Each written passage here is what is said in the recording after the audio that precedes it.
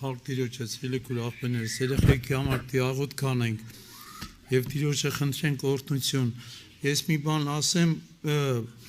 առավոտ կանուխ երեխեքի հետ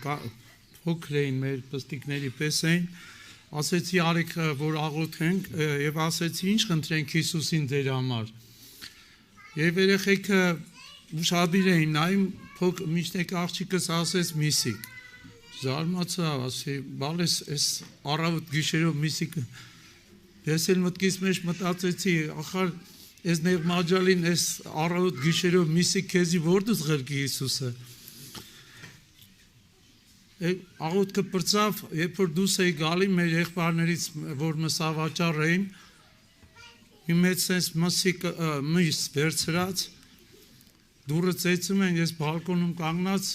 այդ տեսարանից Սուրբ Հոգին այցելել է, լցվել եմ ու ասում եմ Տերների իմ անհավատությանս։ Ժողովուրդ ջան, երեխեքը ինչ որ իրանց, երեխեք ջան, ձեզ ա վերաբերում, ինչ որ հիմա դուք խնդրեք Աստված ձեզ տալու է, ձեր մամաների, պապաների համար, ձեր քուրիկների համար, ինչ էլ ուզում ա ձեր համար, ինչ որ խնդրեք Աստված տալու է։ Հավատքով դուք էլ խնդրեք օրհնություն Տիրոջից,